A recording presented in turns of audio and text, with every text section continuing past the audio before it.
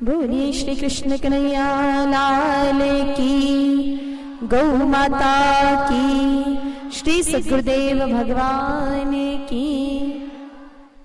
अर्चनीय, वंदनीय, पूजनीय, प्रति पल प्रति क्षण प्रति श्वास में स्मरणीय, आध्यात्म जगत के सर्वोत्कृष्ट स्थान पर विराजमान होकर के सारे विश्व को, सारे संसार को अपने अनंत ज्ञान रूपी प्रकाश से प्रकाशित करके अज्ञानता रूपी अंधकार का सदा सर्वदा के लिए नाश करने वाले, धेनु चरित्र की ज्योति को हृदय में जगाने वाले, तत्व ज्ञानी, वेद ज्ञानी, ब्रह्म ज्ञानी, आनंद दाता श्री सद्गुरुदेव भगवान के अनंत विभूषित आनंददायी श्री चरणों में मानसिक रूप से बारंबार दंडवत प्रणाम, नमन, वंदन।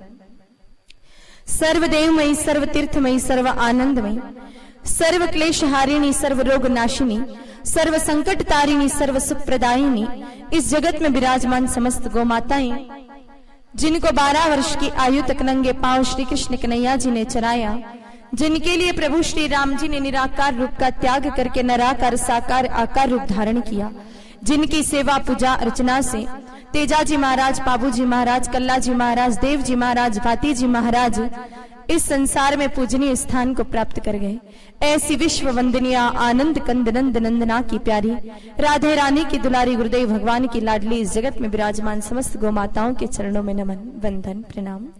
नीलमणि स्वरूप वृषभ भगवान, बेल भगवान, जिनकी पीठ पर आरूढ़ होकर के शिव भोले बाबा माता पार्वती से विवाह रचाने के लिए गए थे, जिनकी जिह्वा के स्पर्श मात्र से गौतम ऋषि दीर्घतमा ऋषि से गौतम ऋषि हो गए, ऐसे धर्म स्वरूप बेल भगवान नंदी महाराज के चरणों में नमन, वंदन, प्रणाम।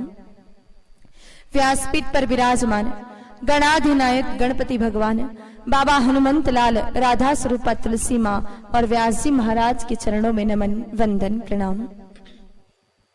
विराजित सभी प्रभु भक्त, हरि भक्त, गो भक्त, ईश्वर भक्त, भगवत चरणानुरागी सज्जनों, भक्तिमती शक्तिमती माताओं बहनों तथा उपस्थित सभी छोटे छोटे नन्हे मुन्ने बाल गोपालों के हृदय में विराजमान प्रभु को मेरा नमन, वंदन, प्रणाम। आज द्वितीय दिवस है गो कृपा कथा महोत्सव का दूसरा दिन है। कल से गाय माता जी की अति आनंदमयी अति पवित्र कथा को हम श्रवण कर रहे हैं। मेरे भाई बहनों, कल भी मैंने आपको एक बात बताई थी कि जब किसी जीव पर अनंत कृपा प्रभु की हो जाए तब भगवान उस व्यक्ति को सत्संग प्रदान करते हैं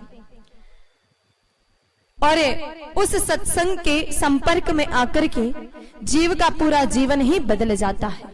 तुलसी बाबा ने एक बहुत सुंदर मेरे भाई बहनों चौपाई कही है रामचरितमानस जी में कि सठ सुध रही सत्संगति पाई, पारस परस कुधातु सुहाई। तुलसी बाबा कहते हैं अगर पारस पत्थर के स्पर्श में कोई लोहा आ जाए तो वो सोना बन जाता है। पारस पत्थर जानते हैं ना आप लोग, एक पत्थर होता है, अगर उस पत्थर का स्पर्श लोहे से करवा दो तो वो लोहा सोना बन जाता है, उसको कहते हैं पारस पत्थर। तो मेरे भाई बहनों, पारस पत्थर के स्पर्श में आकर के कोई लोहा सोना बन जाता है, लेकिन पारस में इतनी क्षमता नहीं है कि वो अपना स्पर्श करवा के सामने वाले को दूसरा पारस बना सके। वो लोहे को सोना तो बना सकता है लेकिन लोहे को अपने जैसा पारस नहीं बना सकता। लेकिन मेरे भाई बहनों, सत्संग की महिमा इतनी कही है कि सत्संग पारस से भी और अमूल्य है, क्योंकि हम जिसकी कथा सुनते हैं, सत्संग तो जिसकी कथा सुन रहे उसके जैसा हमें है, इसलिए पारस से भी अगर कोई कीमती वस्तु इस संसार में कोई है तो वो है सत्संग। जो मेरे भाई बहनों बड़े सौभाग्यशाली जीवों को प्राप्त होता है, जिस पर हरि की अनंत कृपा है, उसी को वो सत्संग प्राप्त होता है, बड़ी किस्मत से प्राप्त होता है। लेकिन सत्संग कब प्रभाव करेगा हमारे जीवन में? जब हम उस सत्संग को श्रवण करके जीवन में उतारे। माताओं देखो, यहाँ आने के बाद बातचीत मत करो बिल्कुल भी। जब घर से निकलो ना, यहाँ कथा के लिए मौन लेकर के निकलो, आपस में बिल्कुल बात मत करो। आए हुए 10 मिनट नहीं होगी, आपको इतने में पानी की प्यास भी लग गई क्या? बिल्कुल शांति से बैठो और बातचीत बिल्कुल नहीं करनी। तो मेरे भाई बहनों, सत्संग जीवन में परिवर्तन ला सकता है कब? जब हम उस सत्संग को सुन करके जीवन में उतारे तब सिर्फ सुनने मात्र से कोई कथा लाभ देने वाली नहीं है। तो अगर आप ये विचार करते हैं कि हम 7 दिन की गो कथा सुन लेंगे और हमारा कल्याण हो जाएगा, तो ऐसा मत विचार करना। 7 दिन की कथा सुनने मात्र से कोई कल्याण नहीं होगा, सुनी हुई चीज को हमें जीवन में उतारना पड़ेगा।